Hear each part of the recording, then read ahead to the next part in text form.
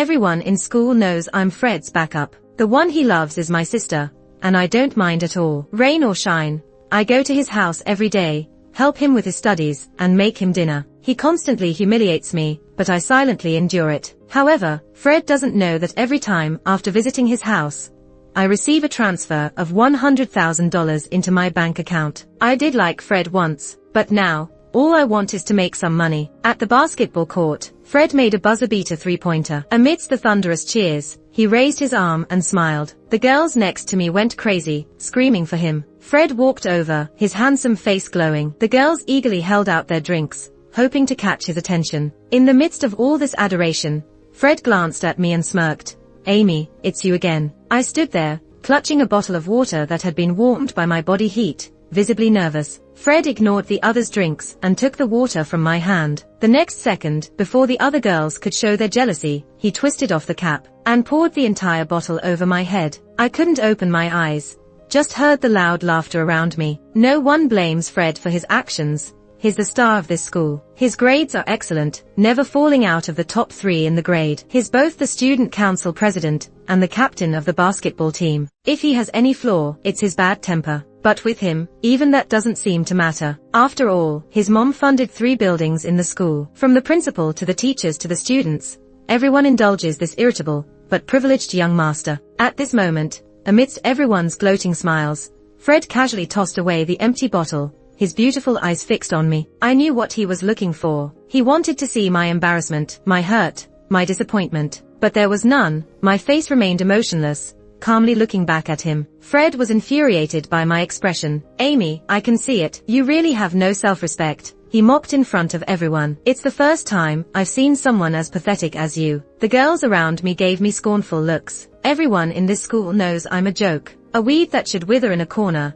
daring to like Fred and shamelessly showing it. It's simply outrageous. Fred himself is the most angry about it, as if my affection for him is a huge humiliation. He read my love letters aloud, tearing them to pieces amidst the class's laughter. The gifts I gave were thrown to the ground and stomped on. Many girls liked Fred, and many boys wanted to befriend him. Seeing his attitude towards me, everyone doubled their malice on me. Glue started to appear on my seat, bugs in my pencil case, and in the bathroom, red ink writing "Amy, die" shamefully appeared. Yet none of this made me back down. After the basketball game, I followed Fred home. He walked ahead, and I followed, not too far, not too close. Water dripped from my hair, creating little puddles on the ground. Fred stopped at the entrance of his neighborhood and turned to me. "Enough already. You want to come home with me?" he snapped. I looked at him softly. "Your stomach hurts because your meals are erratic. I can make you dinner." Fred sneered. "Who are you? A nanny? I'm telling you. Tomato beef stew."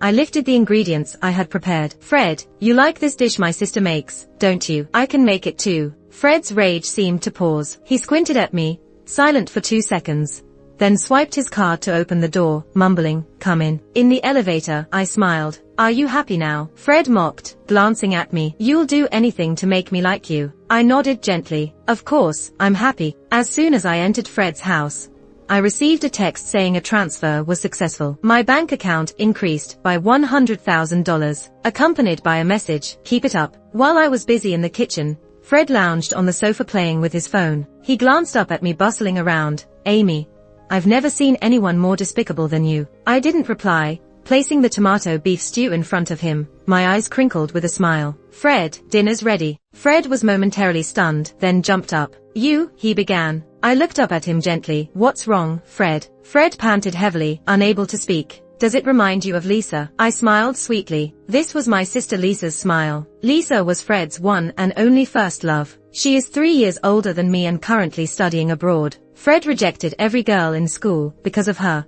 planning to confess his love after graduation. Now, using Lisa's smile, making her signature tomato beef stew, and speaking in her tone, I called out to him, "Fred." Fred looked at me with extreme disgust. "Amy, do you want to replace Lisa?" He sneered. "No one can ever be like Lisa." His voice was loud, but it revealed his insecurity. I just looked at him quietly, with an unwavering gentle smile. "My sister and I look very much alike, except for the 6 centimeter scar on my left cheek." At this moment, The dim light and the steam in the kitchen hid that glaring scar. I looked so much like the Lisa Fred longed for day and night. Don't be so quick to reject me, I said softly. I just want to spend more time with you. When my sister returns, I'll disappear. Fred looked at me coldly, but I could tell he was moved. After a long pause, he spoke. If you like me that much, I don't mind fulfilling your wish. He gritted his teeth. But you absolutely cannot let anyone else know, in case it gets back to Lisa's ears. I smiled. I understand. Fred breathed a sigh of relief, then sneered. Amy, Lisa was right. You really are despicable. You brought this on yourself, he added. I nodded. You're right. I held my phone in my hand,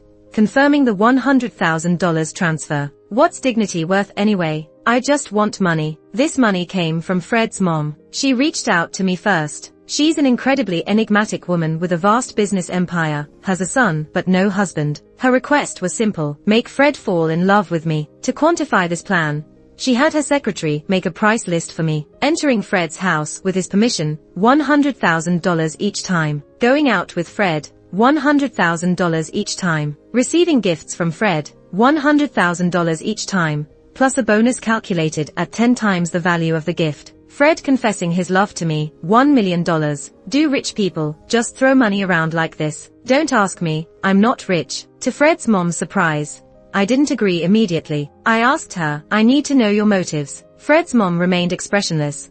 Just do the job you're paid for. Easy money like this doesn't come by often. First, it's not easy, I insisted. And second, if you don't tell me, I can't assess the risks accurately. I don't want to earn money I can't enjoy. Fred's mom squinted at me. Very good.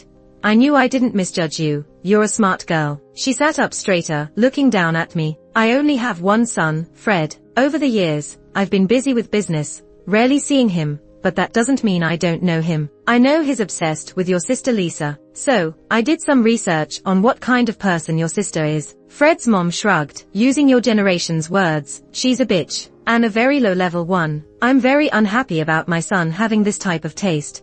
He's my heir and must not be tripped up by women. Fred's mom looked at me indifferently.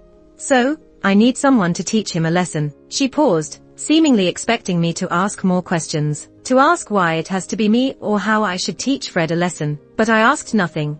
Just nodded knowingly after a moment of silence. I see. Fred's mom squinted again. I noticed the appreciation in her eyes. Deal? She asked. Deal. I smiled. In the following days at school, Fred still bullied me. The only one who would console me was John, a gentle boy with a scholarly air. When Fred mocked me in front of everyone, John would frown and say, Fred, don't go too far. Fred would scoff, mind your own business. Then he'd smile at me, no matter what I do, you'll still like me, right? Seeing Fred's frustrated look, I nodded. Sorry, Fred, you're not me. You don't understand how much I need money. In private, Fred would allow me into his home repeatedly. We'd do homework, read, and eat dinners I cooked. At his home, I'd act like my sister Lisa, graceful, pure, gentle. When tired, Fred's mom would doze off on the couch.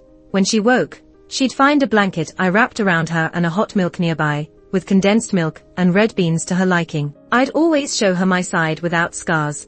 So in the dim light of the lamp, I really seemed like my sister. Fred's first reaction was always to call out my sister's name, but his face would turn cold the next second. Amy, he'd say indifferently, do you think pretending to be my sister will make me fall in love with you? I'd smile, pushing the warm milk into his hand, gazing down. I've never been delusional. I'd whisper, I just want to stay by your side a bit longer. Fred would silently drink the milk, and I'd notice the slight smile on his lips. Even he didn't realize he was getting more and more engrossed in this gentle companionship. Of course, every night like this, my account would gain another $100,000 from Fred's mom. As time passed, Fred got used to my presence. One time, I caught a cold and didn't go to school or Fred's house. After 10 hours of sleep, I woke up to find missed calls from Fred lighting up my phone. What's going on with you? Fred's voice was impatient on the phone. Is this how you pursue someone? I don't fall for these tricks. I'm sick, I calmly told him. Sick? Fred's tone softened, then awkwardly asked, what kind of sickness? I didn't answer,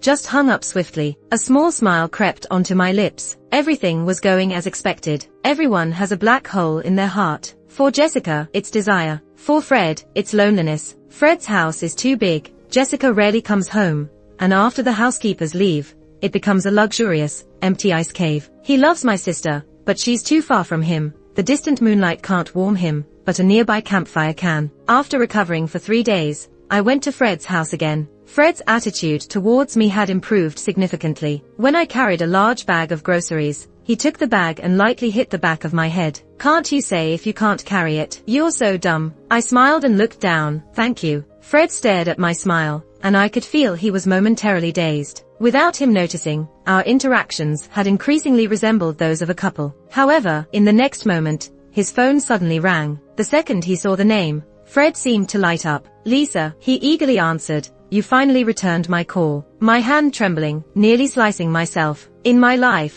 Lisa's name is the biggest nightmare. I was born into an ordinary family.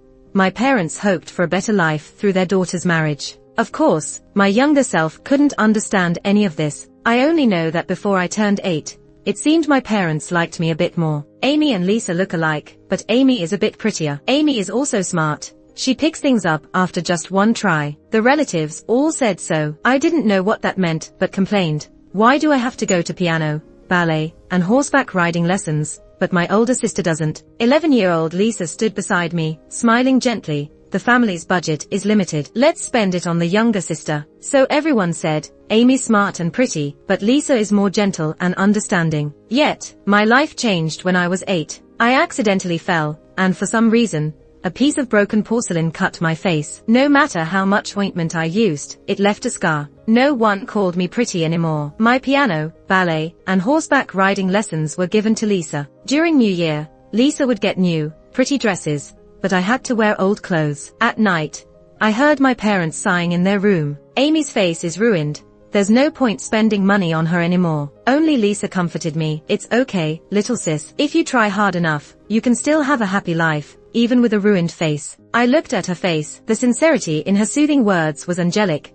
Like it wasn't her who secretly put the broken porcelain behind the sofa and tripped me. Right now, I quietly listened to my sister's soft, sweet, innocent voice over the phone. "Fred, take care of yourself. I'll be back next month." I put down the knife, took a deep breath. I knew there wasn't much time left for me. Some plans needed to be moved up. The night before a big exam, Fred got sick. It was flu season, and it hit like a ton of bricks. When I got to Fred's house, he was already at 39 degrees, shivering under the blankets. His pajamas were soaked in sweat, his wet hair sticking to his reddened face, but his lips were pale. "You need to go to the hospital." I helped Fred sit up. "Where's Paul and Maria?" They were Jessica's driver and housekeeper, left for Fred. Fred leaned against me like he was dehydrated, too weak to answer. I took his phone, unlocked it with his fingerprint, and tried to contact Paul and Maria. It quickly became clear why the young master was so sick and alone. Paul's car broke down, and he lived far away, so he couldn't get there quickly. Maria was at her son's wedding in a nearby town. With no help, I reached to unbutton Fred's soaked pajamas. He weakly tried to bat my hand away. "What are you doing?" "Changing your clothes. I'm taking you to the hospital." His pale lips moved. You don't." Ignoring him, I changed his clothes and tried to carry him. He was heavy, nearly 20 centimeters taller than me. When I stood, my knees buckled, and I almost fell. "Come on, don't collapse now. This is the moment of truth." I took a deep breath, adjusted my breathing, and carried Fred toward the door. Suddenly, I felt something warm and wet dripping on my neck. It took me 2 seconds to realize what it was. Tears. Fred was crying. At 2 a.m., Fred leaned on me as he got in 4. He was deeply asleep, his eyelashes fluttering slightly under the hospital lights, making his face look like a carefully sculpted piece of art. I had only carried him out the door when a kind neighbor with a car offered to drive us to the hospital. Fred's eyelashes were so long, I was curious. I wanted to touch them, but my wrist was suddenly grabbed. Fred opened his eyes and looked at me. "What are you doing?" "Counting your eyelashes," I said. He scoffed, cliched. Saying that, he turned his face away,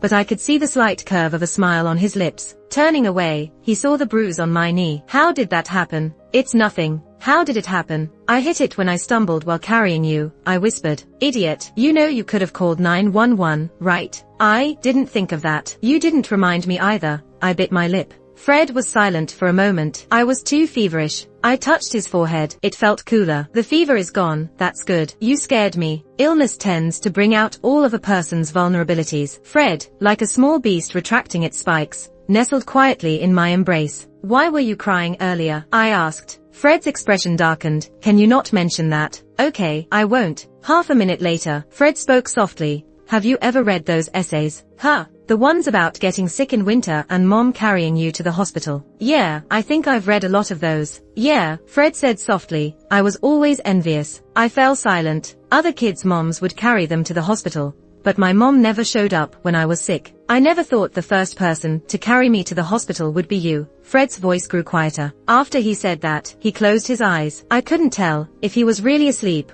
or just avoiding the embarrassment of showing his true feelings. I patted his soft hair. After the four-drip, we went back to Fred's place. I made him some kanji with preserved egg and lean pork. As the kanji cooked, I heard Fred's phone ring again. Fred answered it. It was Lisa. I didn't mean to ignore your Instagram message. I was sick last night. Fred went silent. I could guess Lisa was expressing her concern. Usually, her concern was enough to warm Fred's heart. But now, with real care and effort beside him, her faraway greetings seemed meaningless. Sure enough, Fred's reaction was much less excited and careful than usual. He just coldly replied, I know, it's okay, I'm better now. After hanging up, I walked over with the hot kanji. I didn't demand any explanation, but Fred looked at me. After a moment of silence, he spoke first. Your sister is coming back. She asked me to pick her up at the airport tomorrow. I didn't say anything, just placed the porridge on the coffee table, turned around, and left without any expression. But before I could take a step,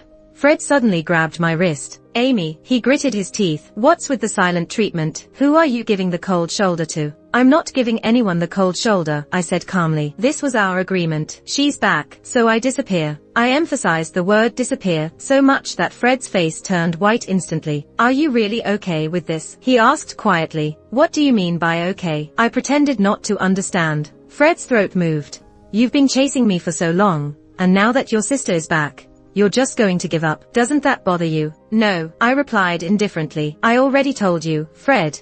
I never expected anything. I just wanted to spend some time with you. Now that my sister is back, I should leave. After all, I'm just a stand-in. You'll never like me, right? I looked at Fred, smiling brightly. Fred opened his mouth but couldn't say a word. After all, he had said that to me himself once. I packed my things and left the room in complete silence. When I reached the elevator, I heard a loud crash, as if Fred had thrown the bowl of porridge. I didn't look back and pressed the down button on the elevator, unfazed. Actually, a long time ago, a psychologist suggested that Fred might have manic tendencies and recommended a thorough investigation. But Fred himself resisted, and George, keen on maintaining appearances, refused to admit his son had any issues. So, Fred's arrogance, erratic moods, and temper were all chalked up to the whims of a spoiled rich kid. I knew my actions might have angered Fred, and he probably won't treat me kindly at school tomorrow. But this was inevitable. No pain, no gain. I looked up at the night sky. Lisa should have boarded her flight by now. Hurry back, sis. I've prepared the stage just for you. Lisa returned to the country as planned. Fred went to pick her up at the airport. Susan, our nanny, reported everything to me. I transferred her $50,000 and promised her another $100,000 later on. She's my inside person in Fred's house. According to Susan's report, when Fred picked up Lisa, he seemed a bit distracted.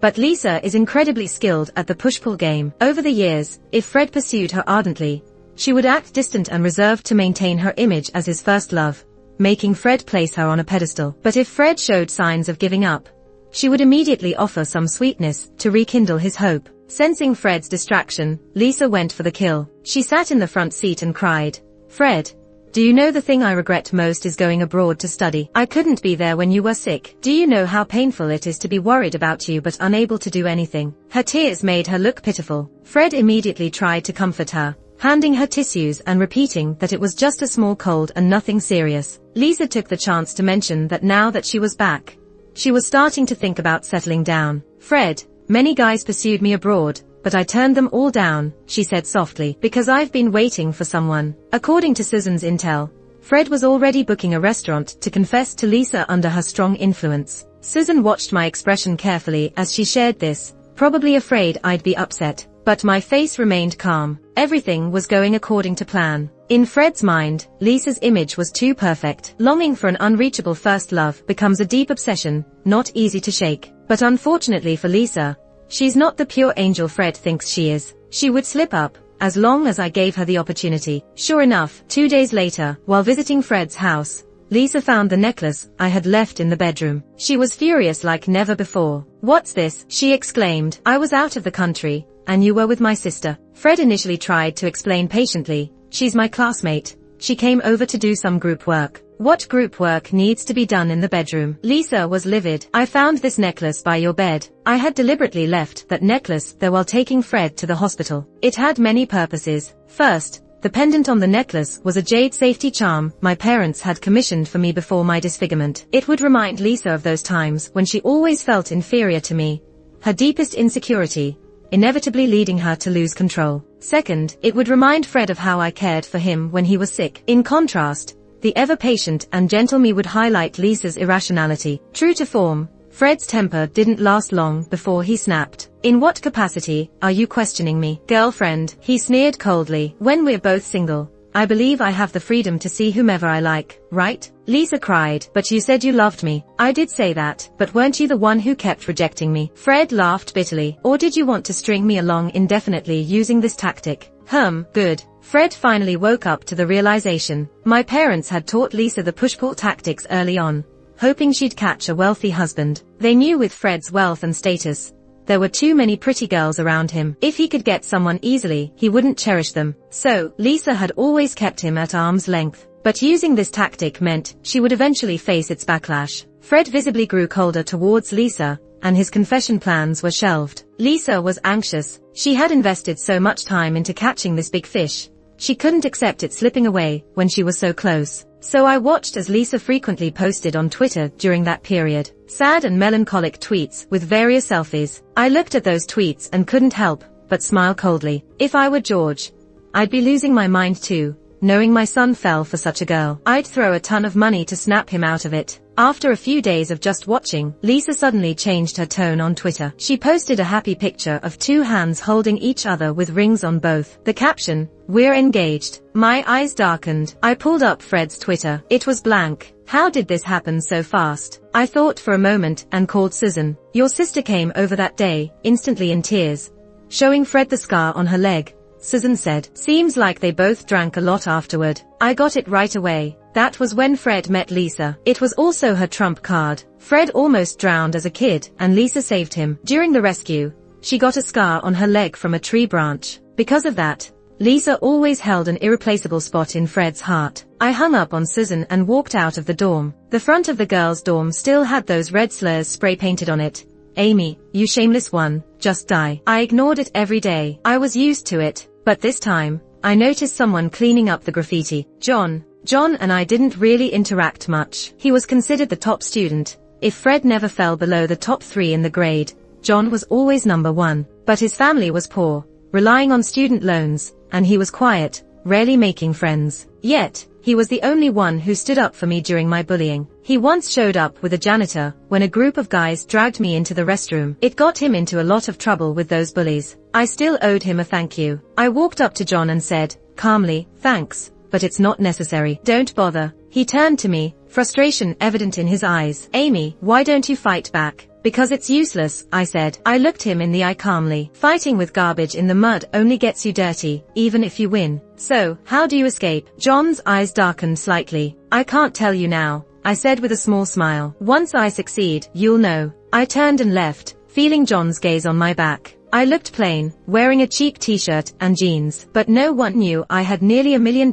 in my account. That money would help me escape the mud entirely. Leaving the dorm, I headed to the restaurant suite. My parents invited relatives to celebrate my sister's engagement. I hadn't had a meal with my family in a long time. My relationship with my parents was distant. It was simple. I was a useless daughter. I used to cry all night, feeling starved for their love. But now, I didn't care about being invisible to them. I watched as the relatives toasted Lisa, showering her with praise. Lisa's always been lucky, and now she's going to be Mrs. Fred. Fred's family is so wealthy. They own a massive corporation. Your cousin graduates next year. Lisa, can you help him out with a job? Surrounded by family, Lisa dropped her sweet facade, looking smug and bossy. Don't you see the wine's out? Fill it up. I slowly ate my stir-fried pork, pretending not to hear. Lisa got pissed when she didn't get the reaction she wanted. She shoved me hard. Didn't you hear me? Are you deaf? Like waking from a dream, I asked. Sister, what do you want me to do? Pour the wine for everyone. My knee's been hurting since I hurt it the other day. Can I sit a little longer? I said, timidly. Are you going to pour or not? I had no choice. but to stand up slowly and pour wine for everyone. See, she can walk. My sister's so delicate. A little pain, and she acts like she's dying. Lisa scoffed, talking to the relatives, like she was making a joke. Everyone laughed, the sound echoing in the room. No one heard my suppressed sobs. After pouring the wine, I stepped out, crying softly into my phone in the quiet hallway. Then, pretending to discover something suddenly, I gasped and hung up. That's right. While eating the stir-fried pork, I'd texted Fred. I congratulated him on his engagement, and then hesitantly asked if he knew any doctors. My knee had gotten worse after helping him, and now hurt terribly. Sorry to bother you, but my family doesn't care about me, I'd written. My timing was perfect. Fred called back, just as Lisa ordered me to pour wine. Listen up, you're pure angel, gentle fairy, and spotless first love. Look at who she really is. The next day, in a secluded alley near school, Lisa cornered me with her friends. She looked furious. Amy, she snarled, are you trying to seduce Fred behind my back again? I didn't answer, quickly scanning the area for an escape route. 10 minutes earlier, Marion had warned me that Fred and Lisa had a huge fight. His tantrums had worsened, and he trashed 2 valuable vases. Just as I'd predicted, Fred wouldn't tell Lisa why he was mad. So, while planning my escape, I played dumb. Sister, what are you talking about? Don't act innocent, Lisa said, filled with hatred. Amy, after all these years, you still want my things. Don't think I don't know you're trying to seduce Fred. Give it up already. She walked over, forcefully holding me down, her sharp nails grazing my face.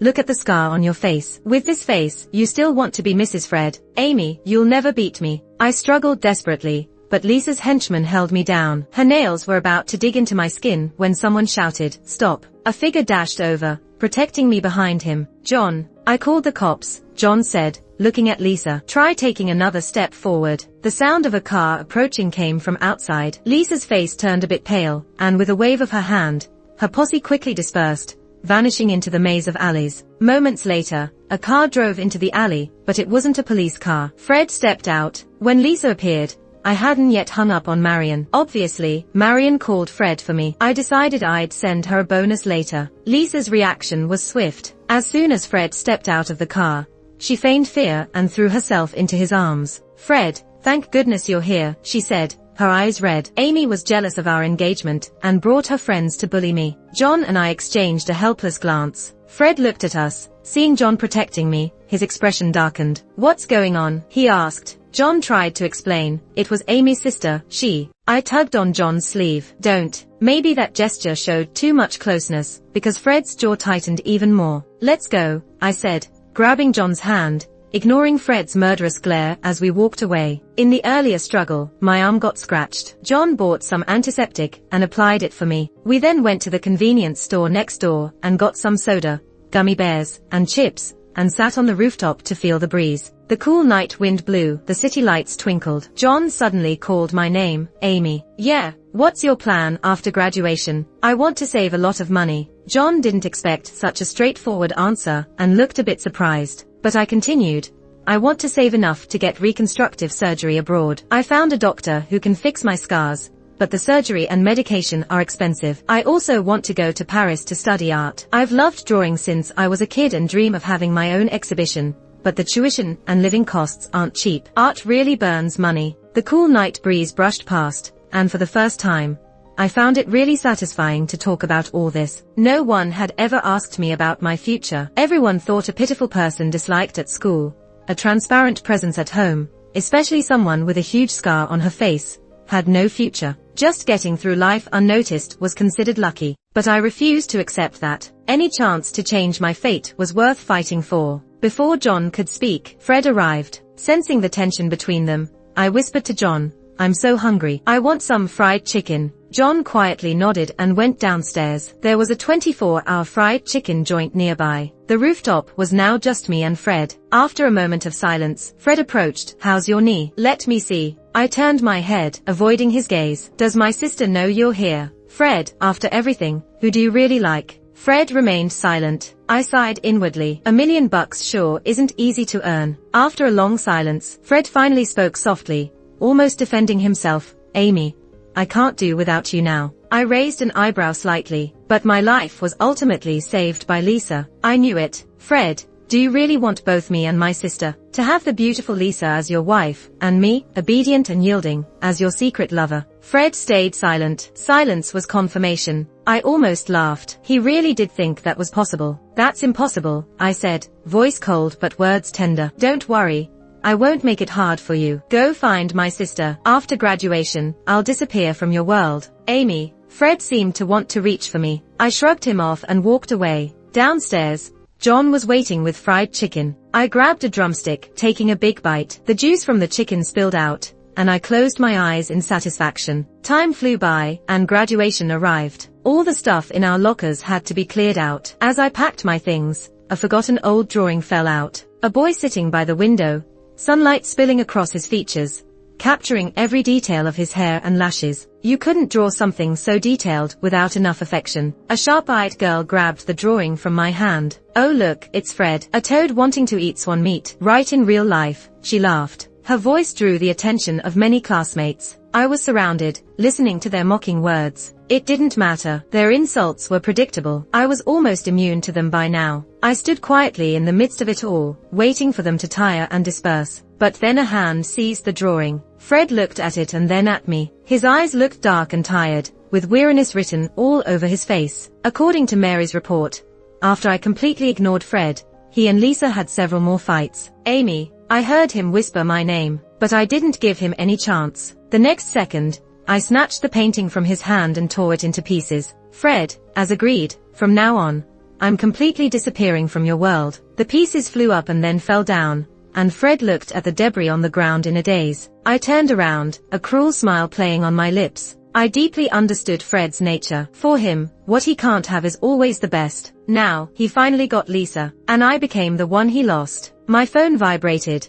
It was my parents informing me that Fred and my sister's wedding was about to be officially held. Great, this drama is finally reaching its climax. The night before the wedding, Fred came to find me. He was drunk, holding a painting. It was the one I tore to pieces. He had retrieved the fragments from the trash and taped them back together. Amy, he whispered, what to do? No one will ever love me as much as you did. I watched him quietly as he acted drunk. Suddenly, my phone lit up. It was a message from Fred's mom. My son is about to get engaged to that low-class bitch. Do you still want to make that million? I replied indifferently. Don't worry. I knew that with Fred's mom's skills, she could have easily stopped Fred and Lisa's wedding. The reason she hadn't acted yet was simply that she wanted to see what else I could do. Putting down my phone, I looked at Fred and said gently, Fred, let me tell you a secret. He leaned his ear closer to me, and I whispered something to him. The next second, Fred looked like cold water had been poured over his head. I just smiled and walked away. Lisa and Fred's wedding arrived on schedule. However, it didn't go smoothly. Fred showed up at the wedding 2 hours late, his hair disheveled,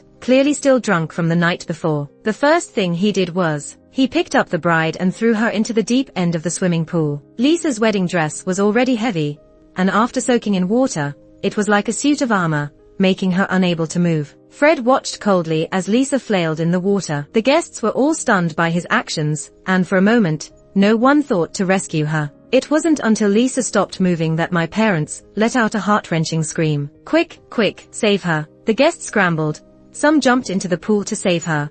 Some called for an ambulance. Amid the chaos, Fred walked towards me step by step, but I wasn't looking at him.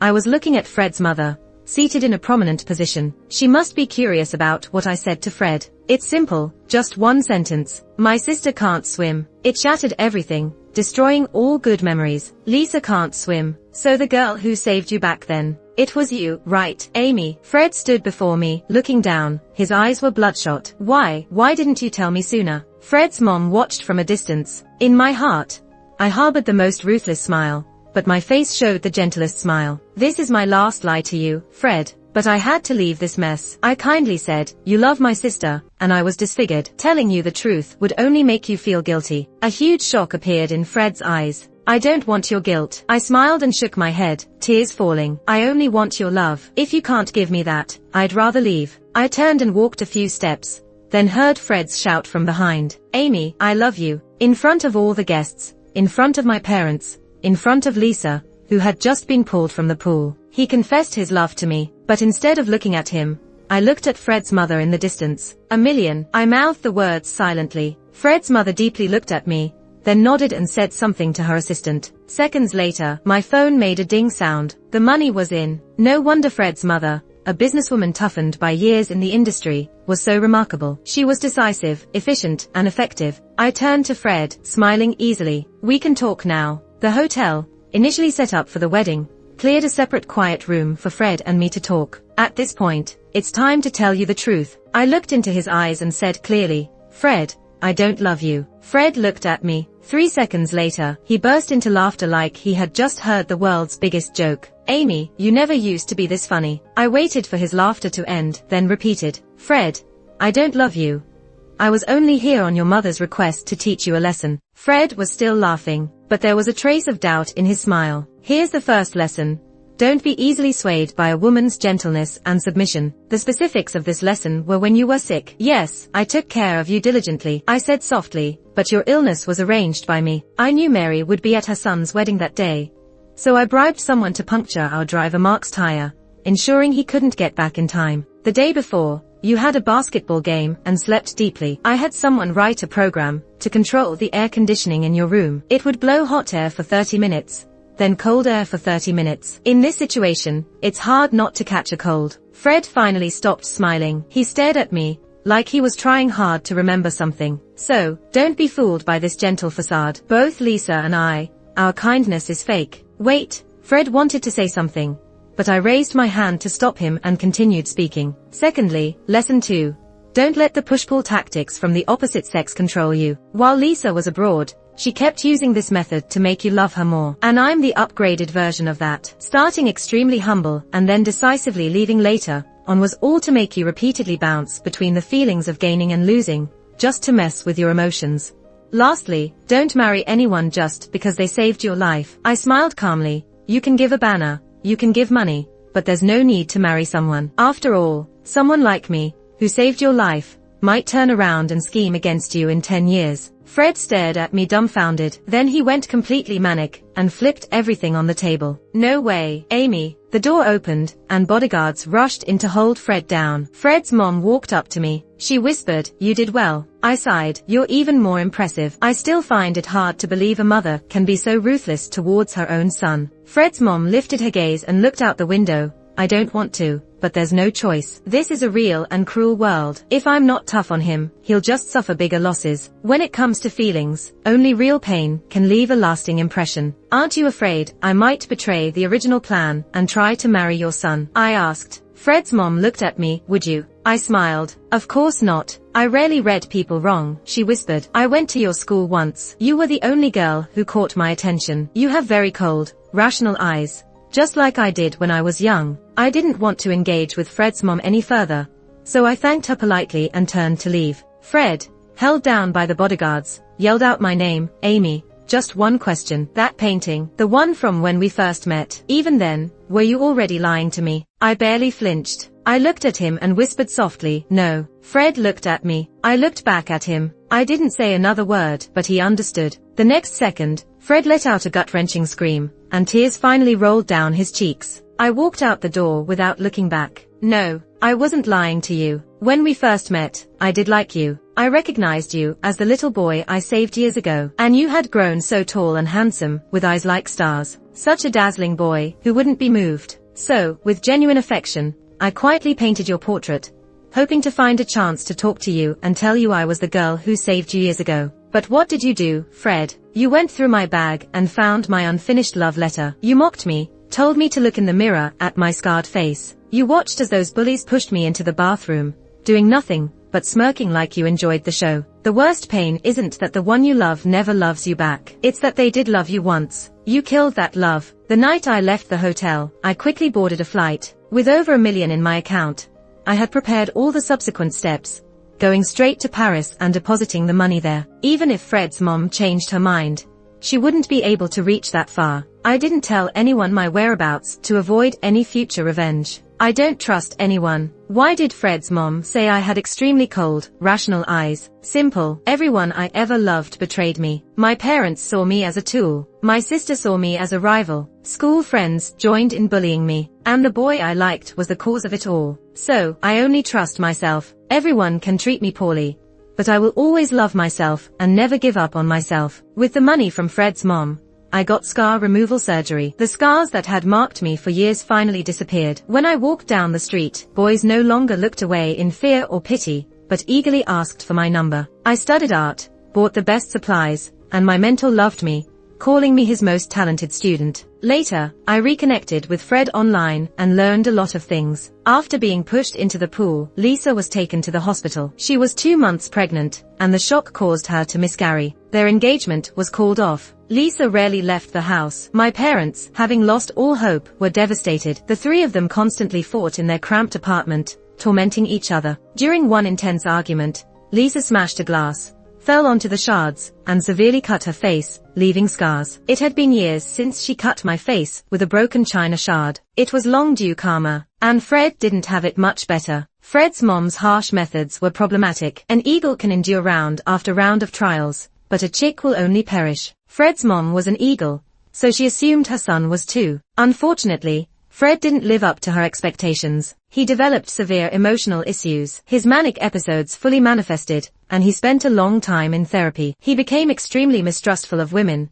believing they were all out to deceive him. Fred's mom eventually lost a major business gamble. Her wealth significantly reduced. She hired professional managers to run her company and devoted most of her time to spiritual healing. The world changes drastically, people transform completely, but I never gave up on my dreams. 2 years later, I had my first solo art exhibition. John came to visit the exhibition. He now seemed so much more sophisticated, no longer the proud scholarship kid. He seemed calm and content. I had funded his studies abroad in finance. He now works at an investment bank with a great salary. He's already repaid all the loans he borrowed from me. John told me he liked me, but I told him I wasn't looking for a relationship right now. We decided to stay friends. We reminisced in front of the art gallery, talking about our tough and bland youth. I made a decision then. I would auction my favorite painting from the exhibit and use the proceeds to set up a fund to help students like Fred and me achieve their dreams. The auction took place as planned. The painting was bought for a hefty sum by an anonymous buyer. The buyer's servant came to take the painting. I recognized her. Maria. He wants to see how you're doing, Maria told me. He actually wants to see you again. I smiled without saying anything. After Maria left, I walked outside the art gallery. The gentle breeze carried the sweet scent of cherry blossoms in full bloom. All the visitors admired the vibrant flowers, but I looked down at the vast patches of insignificant green grass. As I walked forward, the hem of my dress brushed against the grass blades. They were so resilient, neither trampled nor burnt, always finding a way to survive even in the cracks between stones. They made it. So did I.